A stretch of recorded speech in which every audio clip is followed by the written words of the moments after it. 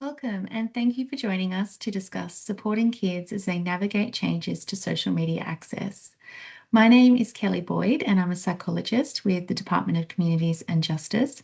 I'd like to begin by acknowledging the traditional owners of the lands from which we are joining this webinar from.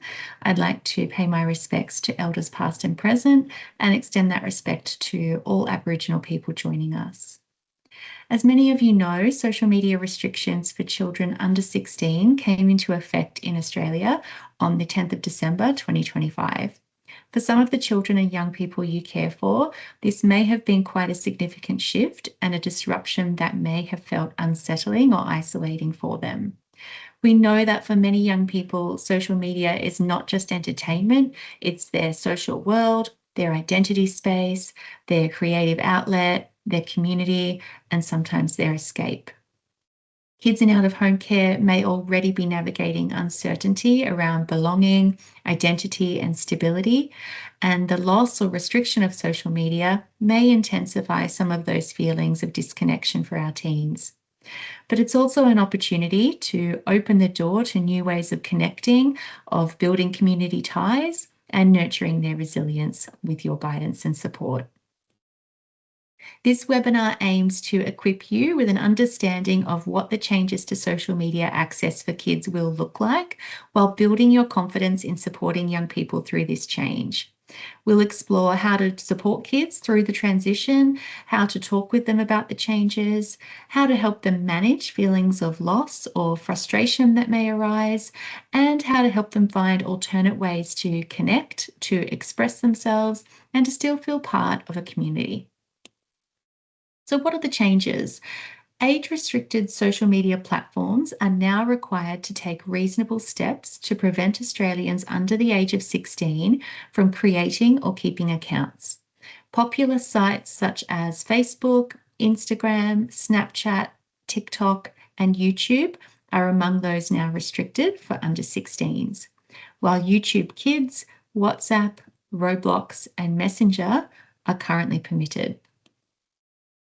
The new social media restrictions aim to protect young Australians from the pressures and risks that they can be exposed to while logged onto social media accounts. Social media apps are often designed to encourage young people to spend more time on screens, while also increasing their risks of exposure to content that can be harmful. The new social media age restrictions aim to provide more space for children and young people to develop those critical thinking and digital literacy skills by delaying their access to social media. So, how might this feel for our young people? We know that the adolescent brain is still developing, and it's a time when making friends and being accepted by peers is really prioritized. During adolescence, the brain's reward systems are especially tuned in to social feedback and belonging, which can make online social connections feel very appealing and engaging for young people. The brain regions responsible for planning and self-control are also still developing at this stage, which can make moving away from social media feel very hard for kids. Teens who have become very dependent on social media for their sense of well-being may experience some withdrawal-like symptoms during this period of transition. You might notice more frequent mood swings, withdrawal from family life, changes to sleep patterns or appetite. They may become more impatient or short-tempered. Understanding this in the context of how the adolescent brain is developing can help us as adults respond with empathy and to support our kids through this transition away from social media. So, how will the age restriction work? Social media platforms will bear the responsibility to ensure that under 16s cannot access their service.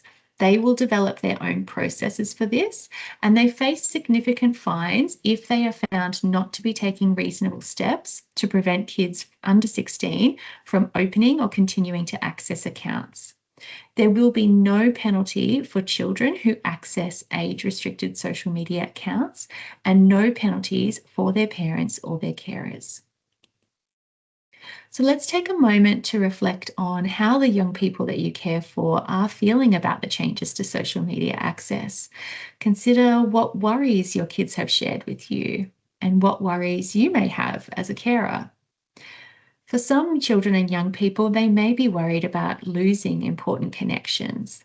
Social media is a core element of teen friendships today. It's one of the most common ways to chat with friends, to make new friends, and to keep up to date with each other's lives. Many teens will find connection and comfort in these digital spaces. And for those who use social media as their main way of connecting and getting support, they may find these changes particularly hard. The benefits of social media connection can be especially valued by teens from diverse backgrounds and those who may struggle to see themselves represented in the physical world around them. Teens may also perceive the restriction of social media as a loss of freedom or control. Having freedom to make their own choices and decisions is an important part of typical development for teenagers as they grow into adulthood. Perceived loss of control can feel even more overwhelming for a young person who may have experienced early trauma. Many young people may struggle with accepting the restrictions and could find it difficult to manage this period of transition away from social media. Change for anyone can be overwhelming, and it's important that we acknowledge that. As trusted adults, our role is to listen, to validate the feelings that our teens are experiencing, and to support them during this time. No matter how we as an adult may be feeling about the social media changes, for young people, this may feel as though they're losing a large part of their world. So, how can we support our young people with this transition? It's important to have a conversation with kids about the changes, creating a safe space for them to feel heard, supported, and empowered to make moving away from social media as stress free as possible. So, prepare well for having the conversation with your teen to talk about those changes and what it means for your child. Let them know ahead of time that you want to have a chat about the changes. That gives them some time to think and to prepare for the conversation. Choose a place and a time that's relaxed and free from distractions. If you have more than one child, think about whether it's best to discuss the changes as a family or a household, or whether it's better to have an individual conversation. And pause and checking in with yourself. Am I feeling calm and settled? Am I feeling prepared for a potentially tricky or emotional conversation? Some ways to open the conversation with your young person could be, I know social media is a really big part of how you connect and share with your friends. Have you spoken with your friends about the social media changes? How are you all feeling about it? Explain that the restrictions are there to protect them and not to punish them. And ask how they're currently using social media. So what are your favorite apps? What do you like to spend your time doing online? This will really help in working together to make an action plan to support your young person through this period of transition. The action plan on this slide is available to download for free on the eSafety Commissioner website, and it supports young people to take the following steps.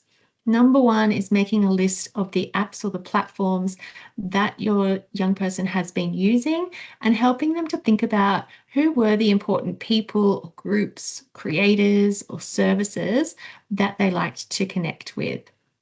Is it that they love Facebook because that's where they get to access a lot of family photos and videos? Or perhaps they use TikTok to connect to a special area of interest.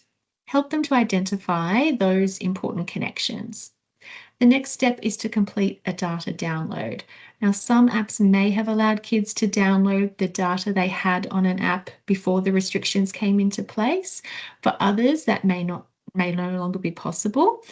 Supporting your teen to make a list of friends or social media handles of creators that they like to follow, essentially making a social media time capsule so that when they are old enough to consider rejoining social media, they have a record of the content that they enjoyed.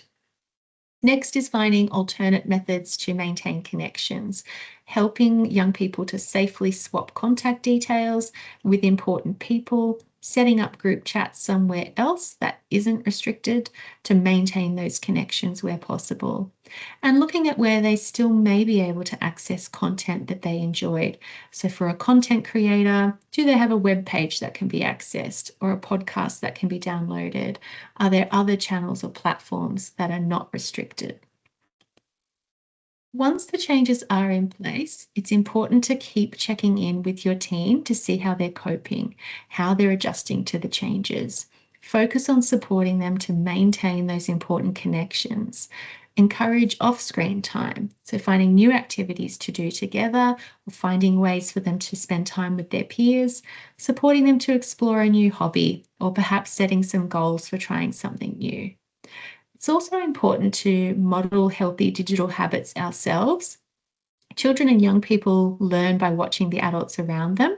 So modeling healthy digital habits can be a really powerful tool for carers to encourage under 16s to feel that it's okay not to have social media accounts.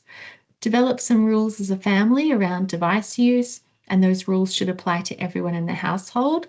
It's really important to develop strategies collaboratively with kids. They are more likely to understand and follow strategies that they have created with you. Remember that the aim of delaying social media account access until 16 is to give young people more time to develop important digital, social, and emotional skills before facing the risks of age-restricted social media accounts.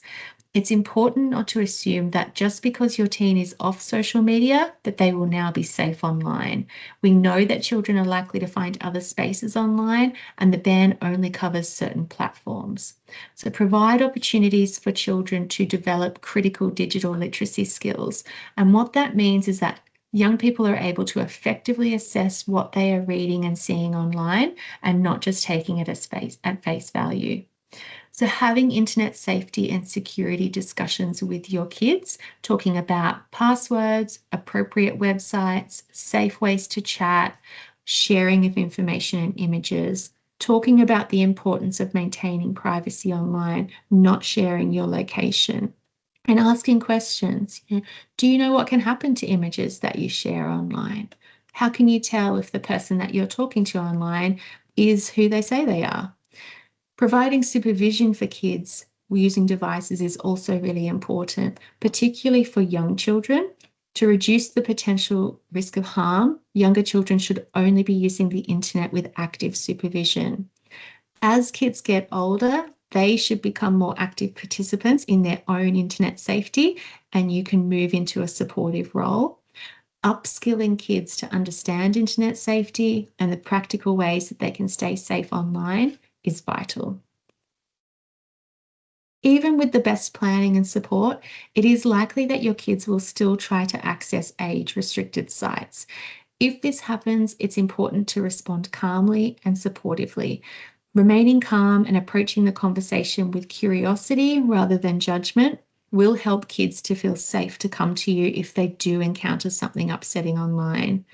Reacting with anger or punishment can break kids' trust in you and stop that ongoing communication, which increases risk and doesn't provide the opportunities to develop those critical digital literacy skills. So working together with your teen and acknowledging that it is difficult to manage the impulse to sneak access. Validate their feelings around the social media restrictions. That can really help kids to feel seen and heard. And it's also an important part of setting limits with your child. It sounds like you're feeling left out, and that's a really hard feeling. I can't set up a new account for you, but let's figure out what's missing. Problem solving together to find ways of meeting their needs. So is it that they're seeking more connections with their friends, or are they feeling a longing to use their creativity? Try to find ways to support them to meet those needs. This is also a really great time to be reinforcing and reviewing technology agreements within the home, letting kids know that you won't punish them for accessing banned sites, but you do want to focus on keeping them safe. And remaining mindful of restrictive practices in relation to removing devices or restricting internet. If you have any questions or concerns about this, please talk to your caseworker and ensure that any use of restrictive practices are appropriate and supported by a behaviour support plan.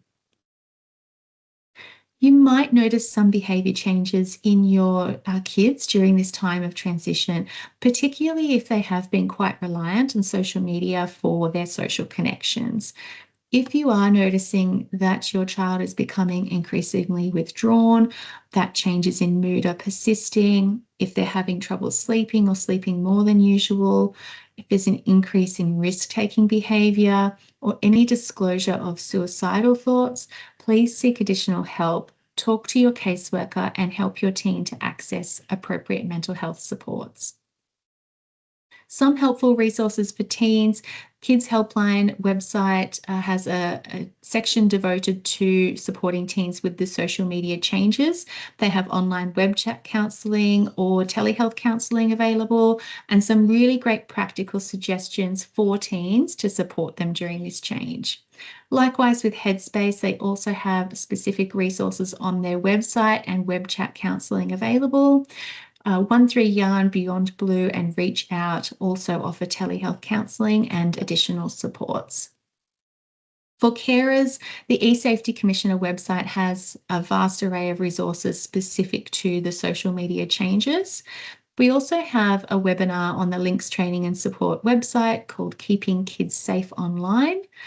If you feel that you require further support while supporting your teen through this transition, please talk to your caseworker. You may be eligible to access support through DCJ psychological services or your agency's therapeutic supports. Caring with Kids telehealth counselling support is also available for all carers. Thanks so much for joining us today and for your ongoing commitment to supporting young people through these changes to social media access.